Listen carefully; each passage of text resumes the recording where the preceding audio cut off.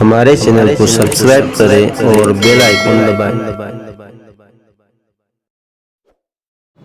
السلام علیکم ورحمۃ اللہ تعالی وبرکاتہ۔ الحمد للہ رب العالمین والعاقبۃ للمتقین والصلاة والسلام علی سید الانبیاء والمرسلین وعلی آلہ واصحابہ اجمعین، اما بعد فاعوذ باللہ من الشیطان الرجیم، بسم اللہ الرحمن الرحیم۔ وَأَقِيمُوا الصَّلَاةَ وَآتُوا الزَّكَاةَ صدق اللہ مولانا العظیم وصدق رسولہ النبی الامین المتین الکریم۔ سب سے پہلے حضور سرور کائنات، فخر موجودات، باعث تخلیق کائنات، احمد مجتبیٰ محمد مصطفیٰ صلی اللہ علیہ وسلم کی بارگاہ بےکس پناہ میں درود و سلام کا ہدیہ پیش کر لیں اور پڑھیں اللہم صلی علی سیدنا و مولانا محمد معدن الجود والکرم وآلہ الکرام ابنہ الکریم وبارک وسلم، صلاۃ و سلام علیک یا رسول اللہ صلی اللہ تعالی علیہ وسلم۔ گزشتہ جمعہ میں روزے کے ضروری مسائل بیان کیے گئے تھے اور آج انشاءاللہ تبارک و تعالی زکوٰۃ کے ضروری مسائل بیان کیے جائیں گے، کیونکہ ان دونوں چیزوں کے مسائل کا، بلکہ جو بھی فرائض ہیں اسلام کے، ان کے ضروری مسائل جاننا تو ہر مسلمان کے لیے لازم ہے۔ تو اس وجہ سے آج انشاءاللہ تبارک و تعالی ہم زکوٰۃ کے مسائل بیان کریں گے، اور اس کی ایک بنیادی وجہ یہ بھی ہے کہ عام طور پر ہمارے مسلمان بھائی جو ہیں وہ رمضان میں زکوٰۃ ادا کرتے ہیں، کیونکہ رمضان میں عبادتوں کا ثواب بڑھا دیا جاتا ہے، نفل کا ثواب فرض کے برابر ہو جاتا ہے، اور ایک فرض کا ثواب 70 فرضوں کے برابر ہو جاتا ہے۔ یہ نیکیوں کا موسم بہار ہے، رمضان کا جو مہینہ ہے یہ نیکیوں کا سیزن کا مہینہ ہے، نیکیوں کی سیزن کا مہینہ۔ جیسے نہیں ہوتا بہت ساری چیزوں کی سیزن ہوتی ہے، فروٹس وغیرہ کے سیزن، اس طرح نیکیوں کا موسم بہار اگر کوئی ہے تو وہ رمضان کا مہینہ ہے۔ اس میں نیکیاں جمع کر دی جاتی ہیں، ہر طرح کی نیکیاں رمضان مبارک میں ہمارے ایمان والے بھائی کرتے ہوئے نظر آتے ہیں۔ یہ اللہ تبارک و تعالیٰ کا فضل و کرم ہے کہ اس نے ہمیں ایسا مبارک مہینہ عطا فرمایا۔ ضرورت اس بات کی ہے کہ ہم صرف نیکیوں کو رمضان تک ہی محدود نہ رکھیں، بلکہ پورے سال نیکیوں والے کام کریں، تو پھر اس کو کمال کہا جائے گا، اور یہ وہ چیز ہوگی جو کامیابی کی دلیل ہے۔ اللہ تبارک و تعالی ہم سب کو پورے سال رمضان کی طرح عبادت کرنے کی توفیق عطا فرمائے۔ تو زکوٰۃ جو ہے یہ فرض ہے، جس طریقے سے نماز فرض ہے اسی طریقے سے زکوٰۃ بھی فرض ہے، اور زکوٰۃ کی فرضیت قرآن سے ثابت ہے۔ اللہ تبارک و تعالیٰ قرآن مجید کے اندر ارشاد فرماتا ہے وَأَقِيمُوا الصَّلَاةَ وَآتُوا الزَّكَاةَ، نماز قائم کرو اور زکوٰۃ ادا کرو۔ تو جس طرح نماز کی فرضیت ہے اسی طرح زکوٰۃ کی بھی فرضیت، یعنی اس کی فرضیت قطعی اور یقینی ہے۔ اگر کوئی زکوٰۃ کی فرضیت کا انکار کرے تو وہ کافر ہو جائے گا، اسلام سے باہر ہو جائے گا۔ اگر کوئی یہ کہہ دے نا کہ زکوٰۃ فرض نہیں ہے، میں نہیں مانتا، تو وہ کافر ہو گیا، وہ اسلام سے خارج ہو گیا۔ زکوٰۃ یہ ہجری 2 میں فرض ہوئی ہے، روزوں سے پہلے۔ نماز تو پہلے ہی فرض ہو چکی تھی، اس کے بعد زکوٰۃ فرض ہوئی، بعد میں روزے فرض ہوئے، پھر حج فرض ہوا۔ تو یہ زکوٰۃ کے تعلق سے کچھ باتیں انشاءاللہ تبارک و تعالی ہم شامل کریں گے۔ زکوٰۃ اس کا معنی ہوتا ہے پاک کرنا یا پاک ہونا اور بڑھنا، کیونکہ اس کی وجہ سے اگر ہم زکوٰۃ ادا کر دیتے ہیں تو جس مال کی ہم نے زکوٰۃ ادا کی ہوتی ہے وہ مال پاک ہو جاتا ہے اور وہ مال بڑھتا ہے، اس میں برکت ہو جاتی ہے۔ یہ معنوی اعتبار سے، اگرچہ ظاہری طور پر ہمیں لگتا ہے کہ وہ اتنا مال 40واں حصہ نکل گیا، 2.5% نکل گیا، تو ہمیں ایسا لگ رہا ہوتا ہے کہ اتنا مال کم ہو گیا، لیکن اللہ تبارک و تعالیٰ اس میں برکت عطا فرماتا ہے، اس کے بدلے اور اضافہ فرما دیتا ہے ہمارے مال میں۔ تو جو صحیح طور پر صحیح حساب کے ساتھ شریعت کے مطابق، شرعی اصول اور قوانین کے مطابق زکوٰۃ ادا کرتے ہیں، وہ اس چیز کو محسوس کرتے ہیں۔ جیسے میں نے اس سے پہلے بھی کبھی یہ عرض کیا تھا کہ آپ دیکھیں گے کہ اگر کوئی شخص مالی کے نصاب ہے اور اس نے اس سال 2000 روپے کی زکوٰۃ ادا کی ہے، تو اللہ تبارک و تعالیٰ اس کے مال میں ایسی برکت عطا فرماتا ہے کہ وہ آئندہ سال 3000 یا 4000 کی زکوٰۃ ادا کرتا ہے۔ یہ برکت ہوتی ہے، اور ظاہر سی بات ہے یہ اللہ سے تجارت ہے۔ زکوٰۃ ادا کرنا، کیونکہ اللہ تعالیٰ نے حکم دیا ہے ہمیں زکوٰۃ ادا کرنے کا. یہ اللہ سے تجارت، اللہ کے ساتھ ہم کاروبار کر رہے ہیں، تجارت کر رہے ہیں. تو ہم دنیا میں انسانوں کے ساتھ کاروبار کرتے ہیں تو اس میں نفع ہوتا ہے کہ نہیں ہوتا؟ کبھی نقصان بھی ہو سکتا ہے، لیکن پروردگار عالم کے ساتھ جو تجارت کریں اس میں کبھی بھی نقصان اور گھاٹا نہیں ہوتا. ظاہر سی بات ہے اس کے خزانوں میں تو کسی چیز کی کمی نہیں ہے. بہرحال جو زکوٰۃ ہے یہ ہر عاقل بالغ مسلمان صاحب نصاب پر فرض ہے، جس کا نصاب دین سے فارغ ہو اور اس پر ایک سال گزر گیا ہو. اب یہ اس کی تفصیل انشاءاللہ ہم جو ہے کہ آگے سماعت کریں گے. سب سے پہلے حاجت اصلیہ کو جانتے ہیں. یہ حاجت اصلیہ کا مطلب کیا ہوتا ہے؟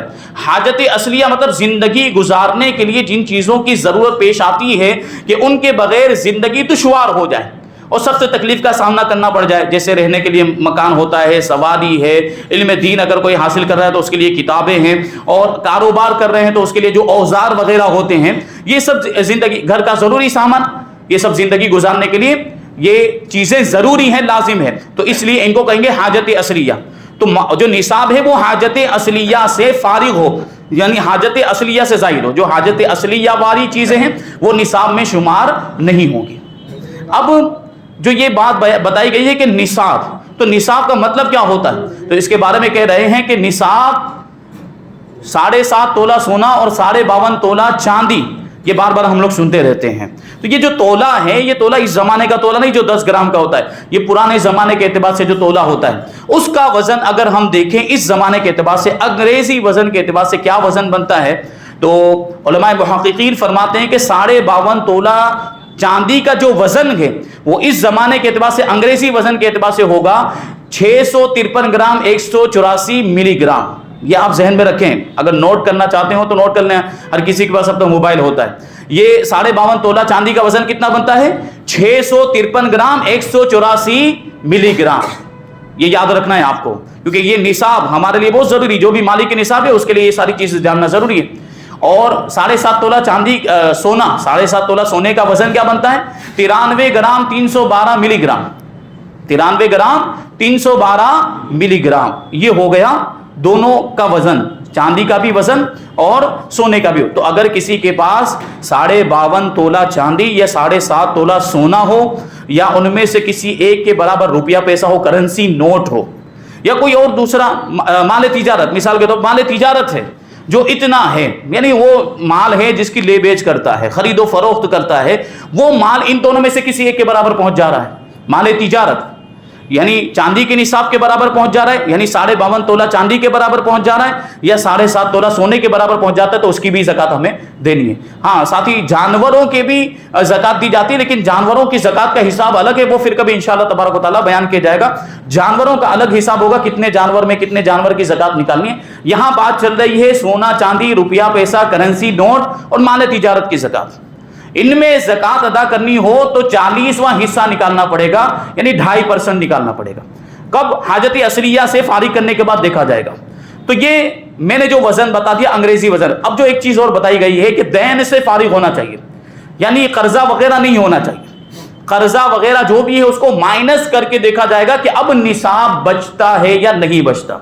قرضہ وغیرہ مائنس کرنے کے بعد اگر نصاب بچتا ہے، یعنی 52.5 تولہ چاندی یا 7.5 تولہ سونا کے برابر ابھی نصاب بچتا ہے تو پھر زکوٰۃ ہے، اور اگر نصاب نہیں بچتا ہے تو زکوٰۃ نہیں ہے. اور سب سے پہلے یہ بات یاد رکھیں کہ اموال زکوٰۃ، یعنی جن مالوں میں زکوٰۃ ہے وہ مال کون سے؟ یہ 3 طرح کے مال ہیں. سب سے پہلے نمبر پر جو مال ہے وہ ہے سونا چاندی، اور روپیہ پیسہ اسی میں آ جاتا ہے. کرنسی نوٹ یہ سونا چاندی کی جنس سے ہے، ٹھیک ہے. اور دوسرے نمبر پر ہے مال تجارت، یعنی وہ مال جس کی ہم خرید و فروخت کرتے ہیں، تو یہ ہو گیا مال تجارت. اور تیسرے نمبر پر آتا ہے جانور، جانوروں کی بھی زکوٰۃ. تو یہ 3 قسم کے مال، ان کو اموال زکوٰۃ بھی کہا جاتا ہے، اور یہی مال نامی بھی ہیں. یہ 3 طرح کے مال میں زکوٰۃ واجب ہوگی، اور ان کے علاوہ جو مال ہیں غیر نامی ہیں ان میں زکوٰۃ واجب نہیں ہوگی. تو یہ بات آپ ذہن میں رکھتے ہوئے چلیں کہ جو اموال زکوٰۃ ہیں وہ 3 طرح کے، سونا چاندی، روپیہ پیسہ، مال تجارت اور جانور. تو ان میں زکوٰۃ ہم کو دینی ہے. تو دین سے فارغ ہونے کا پھر کیا مطلب ہوا؟ دین یہ لفظ بولا جاتا ہے، قرض کا لفظ نہیں بولا جاتا.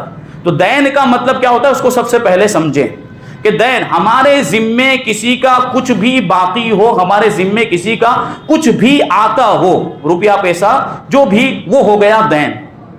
تو یہ صرف قرضہ ہی نہیں ہوتا، قرضہ بھی تو ہمارے ذمے لازم ہوتا ہے. قرضہ بھی ہمارے ذمے لازم ہوتا ہے، لیکن اس کے علاوہ دوسری بھی بہت ساری چیزیں ہوتی ہیں جو ہمارے ذمے لازم ہوتی ہیں، وہ بھی دین میں آئیں گی۔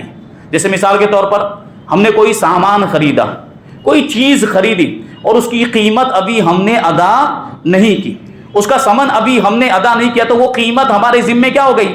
لازم اور باقی۔ تو یہ ہوا دین۔ یہ اب دیکھو، یہ تو قرضہ تو نہیں ہے نا، یہ تو خرید و فروخت میں جو ثمن مقرر ہوا تھا یہ وہ ہے، لیکن یہ بھی دین میں شمار ہوگا۔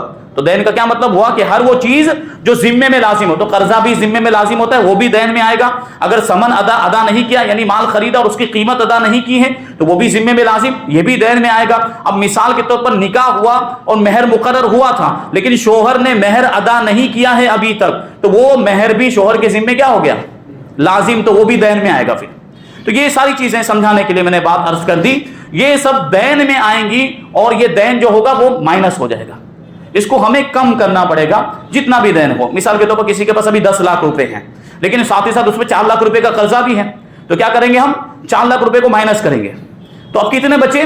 6 لاکھ روپے بچے، تو 6 لاکھ کی زکات اس کو دینی پڑے گی، یعنی اس میں سے 2.5% اس کو نکالنا پڑے گا۔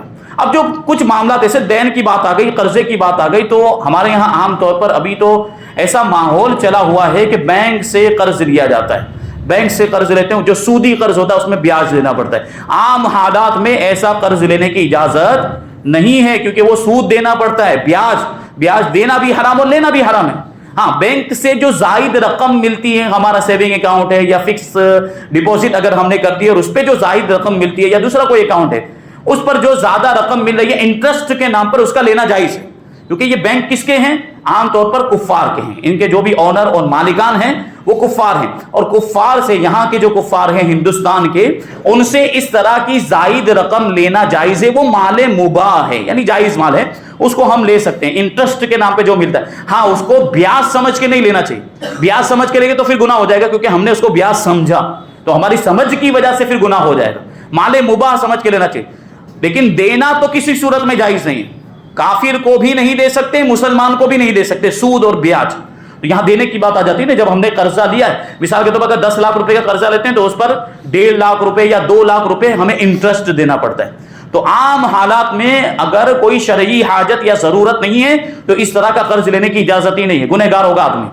کاروبار چل رہا ہے ٹھیک ٹھاک، سب کچھ سب برابر ہے، اس کے باوجود بزنس لون لے لیتے ہیں، اور کسی طرح کی کوئی ضرورت نہیں ہوتی اس کے باوجود پرسنل لون لے لیتے ہیں اور اس پر پھر بیاج ادا کرتے ہیں، تو یہ نہیں۔ اور پھر اس طرح کی چیزوں میں برکت بھی نہیں ہوتی، جو لون لے کر بیٹھے ان کو دیکھے کاروبار ان کے برباد ہو گئے، پوری زندگی لون ادا کرنے میں ان کی جو ہے کہ نکل جاتی ہے، اور صرف برکتیں ختم ہو جاتی ہیں۔ تو یہ لون وغیرہ کے چکر میں نہیں، محنت کی کمائی جو ہوتی ہے وہ محنت کی ہوتی ہے، تو اسی کے ذریعے سے اللہ تبارک و تعالیٰ نے خود ارشاد فرمایا وَأَن لَيْسَ لِلْإِنسَانِ إِلَّا مَا سَعَىٰ، کہ انسان کے لیے وہی ہے جو وہ محنت کرتا ہے، جو کوشش کرتا ہے، یعنی اس میں برکت ہوتی ہے۔ اور شارٹ کٹ والے جو معاملات ہوتے ہیں اس میں کبھی برکت نہیں ہوتی، شارٹ کٹ کے چکر میں بہت سارے پڑتے ہیں، بٹ کوئن کرنسی، یہ کرپٹو کرنسی، اس سب کے چکر میں پڑے ہوئے ہیں، اور شیئر مارکیٹ کے چکر میں، یہ سب شریعت کے حساب سے ناجائز ہیں۔ ان سب چیزوں کے چکر میں نہیں پڑنا، شیئر مارکیٹ ہے، بٹ کوئن ہے، یا کرپٹو کرنسی ہے، یا پھر لے لیجئے اپنے دوسرے کچھ اس طرح کے، ہاں میوچول فنڈ ایک چیز ہے، اس کا بھی ڈائریکٹ تعلق شیئر مارکیٹ سے، اس کی بھی شریعت اجازت نہیں دیتی ہے، کیونکہ یہ سب شارٹ کٹ والے معاملات، پھر کمپنیاں نکلتی نہیں اسکیمیں لے کر، یہ ہوتا ہے یہ کرو، اتنے انویسٹ کرو تو اتنے ہو جائیں گے، ڈبل ہو جائیں گے، فلاں ہو جائیں گے، دھماکہ ہو جائیں گے، اور پھر کیا ہوتا ہے کہ تھوڑے دنوں کے بعد وہ کمپنی ہی غائب، وہ کمپنی ہی اڑ جاتی ہے، سب کا پیسہ لے کر غائب۔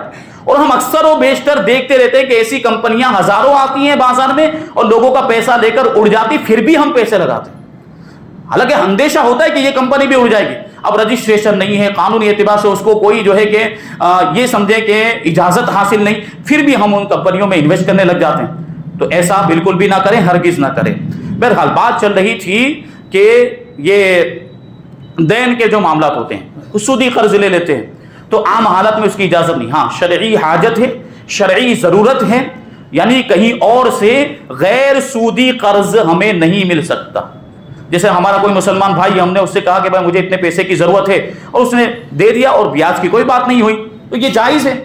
یا جو مسلمان تنظیمیں چلتی ہیں، جو فلاحی ٹرسٹ چلتے ہیں، ویلفیئر ٹرسٹ چلتے ہیں، وہ کبھی اس طرح کی مدد کر دیتے ہیں، کوئی غریب بہت زیادہ حاجت مند، بہت زیادہ ضرورت مند، یا بیمار پڑ گیا اور علاج کے لیے پیسے نہیں ہیں، تو ایسی بہت ساری تنظیمیں جو مدد کر دیتی ہیں، تو پھر یہ قرض لینے کی ضرورت ہی نہیں ہے۔ لیکن اب کہیں سے کوئی ذریعہ نہیں بن رہا ہے، کوئی دینے والا نہیں ہے اور کوئی مدد کرنے کے لیے تیار نہیں ہے، یا بہت زیادہ رقم ہے، بہت لمبی رقم ہے، ہمیں بہت لمبی ضرورت پیش آ گئی ہے اور اتنی رقم کا انتظام کہیں سے نہیں ہو پا رہا ہے، تو مجبوری کی صورت میں جبکہ حاجت شرعیہ متحقق ہو جائے، ضرورت شرعیہ سے مراد یہاں پر کیا ہے؟ ہم جو اپنی عام زبان میں ضرورت بول دیتے ہیں نا، ہم چھوٹی چھوٹی چیز کو بھی بھائی اس کی ضرورت ہے، مجھے اس کی ضرورت ہے، حالانکہ فروٹ خریدنا ہوتا ہے تو فروٹ کو بھی کہہ دیا جاتا ہے مجھے فروٹ کی ضرورت ہے، تو یہ ضرورت مراد نہیں ہے یہاں پہ، شرعی ضرورت اور شرعی حاجت مراد ہے۔ اس کا کیا مطلب ہوتا ہے کہ ایسی مجبوری کہ اب سودی قرض لینے کے علاوہ کوئی چارہ ہی نہ ہو، یا اگر سودی قرض نہ لیں گے تو سخت تکلیف میں مبتلا ہو جائیں گے اور سخت دشواری کا سامنا کرنا پڑے گا، تو ایسی صورت میں وہ سودی قرض لینے کی اجازت ہوگی۔ لیکن یہ حاجت، ایسی حاجت اور ایسی ضرورت متحقق ہونی ضروری ہے، ثابت ہونی ضروری ہے، تبھی ایسا قرض لینے کی اجازت ہوگی، ورنہ اجازت نہیں ہوگی۔ تو یہ بات ضروری ہے ذہن میں رکھنا۔ بہرحال بات یہاں پہ تھی کہ اگر وہ قرض لے لیا تو جو مائنس کرنے کی بات چل رہی ہے کہ قرضہ مائنس ہوگا، تو اب ہم نے وہ قرضہ لیا ہے، تو مثال کے طور پر 10 لاکھ روپے کا قرضہ لیا، لیکن ہم کو ادا کرنے کتنے ہیں؟ 12، تو اب یہ 10 لاکھ روپے مائنس ہوں گے یا 12 لاکھ روپے مائنس ہوں گے؟ کیونکہ اصل قرضے کی جو رقم ہے وہ ہے 10 لاکھ روپے، اور 2 لاکھ روپے کیا ہے اس میں؟ انٹرسٹ، وہ بیاج ہے۔ تو اب سوال یہی ہے نا کہ یہ پورا مائنس ہوگا یا صرف 10 لاکھ روپے مائنس ہوں گے؟ تو جواب ہے کہ صرف 10 لاکھ روپے مائنس ہوں گے، جو قرضے کی اصل رقم ہے، کیونکہ قرضہ تو وہی ہے نا، جو 2 لاکھ روپے اوپر سے دینے پڑ رہے ہیں ہم کو، وہ قرضے میں شامل ہی نہیں ہے، وہ تو بیاج ہے، زائد رقم ہے، وہ مائنس نہیں ہوگی۔ یہ 10 لاکھ روپے مائنس ہوں گے، 10 لاکھ روپے مائنس کرنے کے بعد دیکھا جائے گا کہ اب نصاب کے برابر مال بچتا ہے یا نہیں بچتا، اگر بچتا ہے تو زکوٰۃ واجب ہوگی اور نہیں بچتا ہے تو زکوٰۃ واجب نہیں ہوگی۔ بہرحال جو 52.5 تولہ چاندی کے بارے میں نے کہا، ابھی اس زمانے کے اعتبار سے، آج کے اعتبار سے اگر ہم حساب لگائے تو 1 گرام چاندی کی قیمت تقریباً 70 روپے ہے، تو یہ 45-46 ہزار روپے بنتے ہیں۔ کتنے بنتے ہیں؟ 45-46 ہزار روپے۔ اور ابھی میں نے بتایا کہ دونوں میں سے کوئی بھی ایک نصاب بن جاتا ہو، یا سونا تھوڑا سا ہے، چاندی تھوڑی سی ہے، اس کے ساتھ روپیہ پیسہ بھی ہے، اور سب کو ملا کر کسی ایک نصاب کے برابر پہنچ جا رہا ہے، یعنی 45-46 ہزار روپے کے برابر ہو جا رہا ہے، تب بھی زکوٰۃ واجب ہو جائے گی۔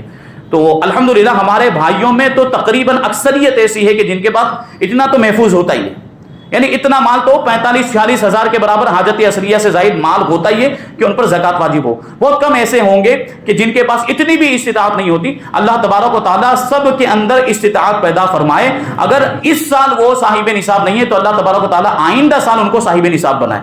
بھی صاحب نصاب ہونا بھی اللہ کی بہت بڑی نعمت ہے کہ اللہ تبارک و تعالیٰ نے ہمیں اس لائق بنایا کہ ہم غریبوں کی مدد کر رہے ہیں، ہم زکوٰۃ دے رہے ہیں، ہم صدقہ کر رہے ہیں، ہم بھوکوں کو کھانا کھلا رہے ہیں۔ یہ کام ہر کسی کے نصیب میں نہیں ہوتا، یہ بہت ثواب کے کام ہیں، تو ہمیں یہ کرتے رہنا چاہیے، غریبوں کی مدد اور زکوٰۃ حقوق ادا کریں۔ پچھلے گزشتہ کل جو درس ہوا تفسیر کا، اس میں نے بیان کیا کہ جو لوگ زکوٰۃ نہیں ادا کرتے، اپنے مال کے حقوق ادا نہیں کرتے، ان کا عذاب کیسا ہے۔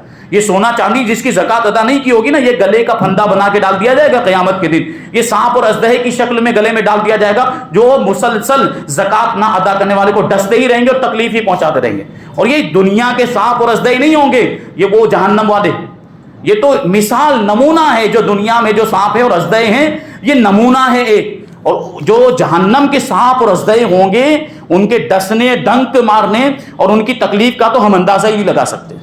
تو ایسا عذاب دیا جائے گا ان کو جو اپنے مال کی زکوٰۃ ادا نہیں کرتے یا اپنے مال کے حقوق ادا نہیں کرتے۔ بہرحال تو حاجت اصلیہ کا بھی مطلب بتا دیا، دین سے فارغ ہونے کا مطلب بھی بتا دیا، اب سال گزرنا بھی ضروری۔ مثال کے طور پر اگر کوئی شخص رجب کے مہینے میں مالک نصاب بنا، رجب کے مہینے سے پہلے اس کے پاس نصاب کے برابر مال نہیں تھا، 10,000 روپے 5,000 روپے ہی تھے، اب رجب کے مہینے میں مثال کے طور پر چھٹی شریف، اور چھٹی شریف کے دن ہی خواجہ غریب نواز رضی اللہ تعالیٰ عنہ کے صدقے میں اس کے پاس 5 لاکھ روپے آ گئے، 5 لاکھ روپے آ گئے رجب کے مہینے میں، تو اب یہیں سے اس کا سال شروع ہو گیا، کیونکہ اب ہو گیا وہ مالک نصاب، رجب کی 6 تاریخ کو وہ ہو گیا مالک نصاب، تو یہاں سے اب اس کا سال شروع ہو گیا۔ اب آئندہ سال رجب کی جب 6 تاریخ آئے گی تو اس کا سال مکمل ہوگا اور اس وقت اس کو زکوٰۃ ادا کرنا واجب ہے۔ بہرحال تو بات سمجھ میں آ گئی۔ اور یہ سال جو بھی شمار کریں گے ہم، یہاں سے شروع یہاں پہ ختم، اس میں کون سی تاریخ کا اعتبار ہوگا؟ چاند کی تاریخ کا اعتبار ہوگا، ہم انگریزی تاریخ کا اعتبار نہیں کر سکتے۔ اسلامی احکام کے اندر انگریزی تاریخ کا اعتبار کرنا حرام ہے۔ اسلامی احکام جو بھی شریعت کے احکام مسائل ہیں، جب بھی تاریخ کی بات آئے گی اور جب بھی دن کی بات آئے گی، سال اور مہینے کی بات آئے گی، تو وہاں کون سا سال، مہینہ اور تاریخ مراد ہوگی؟ اسلامی تاریخ اور چاند والی تاریخ۔ تو یہ مالی کے نصاب ہونے میں بھی وہی دیکھا جائے گا کہ ہم کہاں سے مالی کے نصاب بن رہے ہیں. تو رجب کے مہینے میں اگر کوئی مالی کے نصاب بنا تو جب آئندہ سال رجب کا مہینہ آئے گا اور وہ تاریخ آئے گی تو اس دن اس کو زکوٰۃ ادا کرنا واجب ہے. تو ہم کیا کرتے ہیں, ہم سوچتے ہیں کہ ہم تو رمضان میں ادا کریں گے. اب رجب کے مہینے میں سال مکمل ہو چکا ہے, لیکن آدمی انتظار کر رہا ہے کہ رمضان کا مہینہ آئے گا تو میں ادا کروں گا. بہرحال رمضان میں زکوٰۃ ادا کرنے کا ثواب ہے, لیکن ایسا کرنے میں ثواب کے بجائے وہ گنہگار ہو رہا ہے. کیوں؟ کیونکہ جب سال مکمل ہو گیا تو اب تاخیر کرنا جائز نہیں ہے. جب رجب کے مہینے میں سال مکمل ہو چکا ہے اور اب ہم انتظار کر رہے ہیں کہ اب رمضان کا مہینہ آئے گا تو ہم ادا کریں گے, جو تاخیر ہو رہی ہے, اور یہ تاخیر کرنا گناہ ہے. جب سال مکمل ہو گیا تو فوراً زکوٰۃ ادا کرنی واجب. ہاں ایڈوانس میں اگر آپ زکوٰۃ ادا کرنا چاہتے ہیں تو کر سکتے ہیں. کیا مطلب؟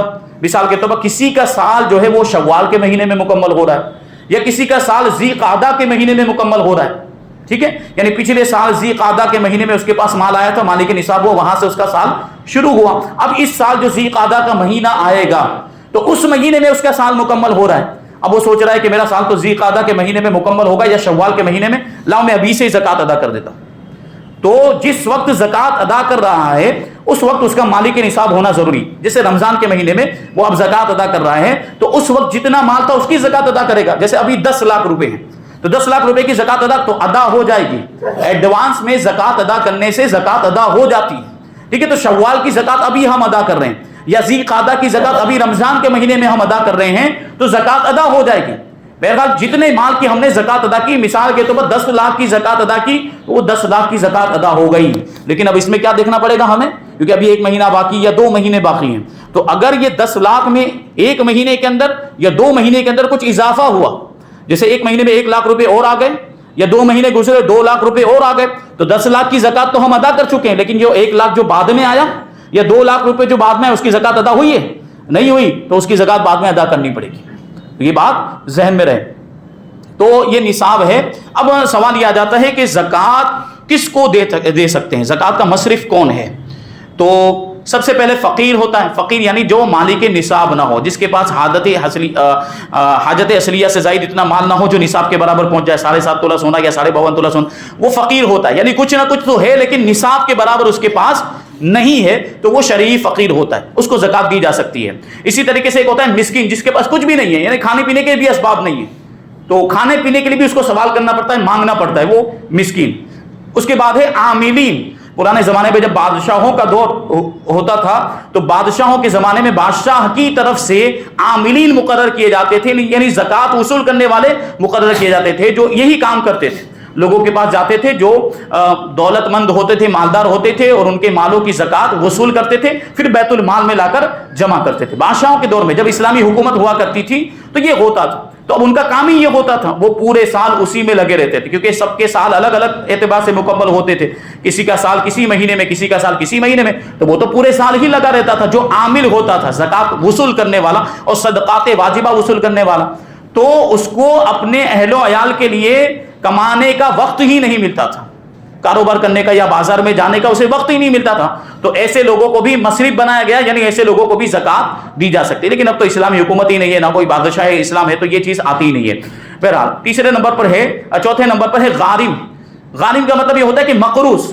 اب اتنا زیادہ مقروض, اس پر اتنا زیادہ قرضہ ہو گیا, یا اتنا زیادہ اس پر دین ہو گیا. وہ دین میں نے بتا دیا جو ساری چیزیں آتی ہے اس میں, کہ اگر اس کو مائنس کر کے دیکھا جائے تو نصاب نہیں بچتا, اتنا زیادہ مقروض. جیسے مثال کے طور پر 10 لاکھ روپے رکھے ہوئے ہیں اس کے پاس, لیکن 10 لاکھ روپے کا قرضہ بھی ہے, تو ہم 10 لاکھ روپے کا قرضہ مائنس کریں گے تو پھر کچھ بچے گا؟ کچھ نہیں بچے گا. تو ایسے شخص کو بھی زکوٰۃ دی جا سکتی ہے. پھر ہے رقاب. رقاب کے بارے میں بتایا, پرانے زمانے میں غلاموں کا دور ہوا کرتا تھا, تو غلاموں کے کچھ معاملات ایسے ہوتے تھے کہ ان کے آقا کبھی ان کو لکھ کر دے دیتے تھے, یا کبھی زبانی طور پر کہہ دیتے تھے کہ اگر اتنا اتنا مال تم لا کر دے دو تو پھر تم آزاد ہو. یعنی بازار میں جاؤ, کماؤ, کچھ بھی کرو, کہیں سے بھی لاؤ, اتنا مال لا کر مجھے دے دو گے تو تم آزاد. تو اب ظاہر سی بات ان کو اپنی گردن چھڑانی ہوتی ہے. اب وہ جا رہے ہیں, محنت کر رہے ہیں. جیسے کسی نے, اگر اس کے آقا نے, کسی غلام کے آقا نے 10,000 روپے رکھ دیے کہ 10,000 روپے لے کر آؤ تو تم آزاد. اب وہ 10,000 روپے کے لیے ادھر ادھر گھوم رہا ہے, تو اس کی مدد کی جا سکتی ہے زکوٰۃ کے مال کے ذریعے سے. یعنی وہ 10,000 روپے جس کی اس کو ضرورت ہے, وہ 10,000 روپے ہم زکوٰۃ کے مال سے دے دیں تاکہ اس کی گردن چھوٹ جائے اور وہ آزاد ہو جائے. تو ایسے غلام کو بھی دیا جا سکتا ہے. پھر ہے ابن سبیل. ابن سبیل یعنی مسافر. مسافر کا کیا مطلب ہوتا ہے؟ مسافر یعنی جو مسافر یعنی جو سفر میں نکلا، شرعی سفر یعنی 92 کلومیٹر سے زیادہ کا جو سفر ہوتا ہے اس کو شرعی سفر کہا جاتا ہے. تو اتنے سفر پر کوئی نکلا، وہاں کہیں پہنچا ہے، تو اگرچہ گھر پہ اس کے پاس مال ہے، گھر پہ لاکھوں روپے پڑے ہوئے، لیکن سفر میں جہاں وہ پہنچا ہے، کیونکہ ظاہر سی بات لمبا فاصلہ، جیسے یہاں سے کوئی مثال کے طور پر اجمیر پہنچ گیا، اور اجمیر پہنچنے کے بعد اس کا مال چوری ہو گیا، اس کا پرس چوری ہو گیا، پیسے چوری ہو گئے، تو اب وہ ظاہر سی بات، اب تو بہت سارے اسباب پیدا ہو گئے ہیں، اے ٹی ایم کارڈ ہوتا ہے اور دوسری چیزیں ہوتی ہیں جن کے ذریعے سے روپیہ پیسہ حاصل کیا جا سکتا ہے. لیکن اگر سوچ لے کہ کوئی اور ذریعہ نہیں بچا اس کے پاس، اس کا مال چوری ہو گیا، اب اس کے پاس کچھ بھی نہیں ہے، نہ کھانے پینے کے لیے اب کچھ بچا ہے، نہ گھر واپس آنے کے لیے اس کے پاس پیسے بچے ہیں، تو ایسے مسافر کو زکوٰۃ کے پیسے دیے جا سکتے ہیں، وہ زکوٰۃ کا مصرف ہے. اور آخری جو آتا ہے وہ ہے فی سبیل اللہ، یعنی اللہ کی راہ میں دینا. اللہ کی راہ میں دینے کا مطلب کیا؟ جیسے کوئی غریب آدمی ہے، وہ جہاد میں جانا چاہتا ہے، لیکن جہاد کے لیے اس کے پاس ساز و سامان نہیں ہے، اس کے پاس اسباب نہیں ہے، گھوڑا نہیں ہے، تلوار نہیں ہے، جن چیزوں کی ضرورت ہوتی ہے وہ نہیں ہے، تو زکوٰۃ کے ذریعے سے یہ چیزیں اس کو دی جا سکتی ہیں. کوئی طالب علم ہے جو علم حاصل کرنے کے لیے نکلا ہے، اب اس کو علم حاصل کرنے کے لیے ظاہر سی بات روپیے پیسے کی ضرورت پڑے گی، تو وہ طالب علم اگر شرعی اعتبار سے مستحق ہے تو اس کو بھی زکوٰۃ دی جا سکتی. ہم جو مدرسوں میں دیتے ہیں، جو دارالعلوم وغیرہ میں جو زکوٰۃ دیتے ہیں، یہ بھی فی سبیل اللہ آتا ہے. فی سبیل اللہ یعنی اللہ کی راہ میں یہ دینا، تو یہ مدرسوں کی مدد کرنا، یہ اللہ کی راہ میں دینا آتا ہے، تو یہ بھی ہم یہ زکوٰۃ کے مصارف میں آتا ہے. اور یہ ساری چیزیں، ایک اور چیز ہے جو آیت کریمہ کے اندر مؤلفت قلوب، یعنی حضور پاک صلی اللہ علیہ وسلم کے زمانے میں کافروں کو اس لیے زکوٰۃ کی رقم دی جاتی تھی تاکہ وہ اسلام کی طرف مائل ہو جائیں، ان کا دل اسلام کی طرف مائل ہو جائے، مسلمانوں کی محبت پیدا ہو سکے کہ وہ مسلمان ہو جائیں، اسلام قبول کر لیں. یہ حضور کے زمانے میں تھا، لیکن یہ بعد میں منسوخ ہو گیا، یعنی اب اس زمانے میں کافروں کو زکوٰۃ نہیں دے سکتے. کافر کو زکوٰۃ دیں گے تو زکوٰۃ ادا نہیں ہوگی. تو یہ کچھ ضروری مسائل تھے، اور بھی بہت سارے مسائل زکوٰۃ کے باقی ہیں، انشاءاللہ تبارک و تعالیٰ آئندہ ہفتے ان کو شامل کیا جائے گا. اللہ تبارک و تعالیٰ کی بارگاہ میں دعا ہے کہ جو کچھ بھی بیان ہوا اس پر ہم سب کو عمل کرنے کی توفیق عطا فرمائے.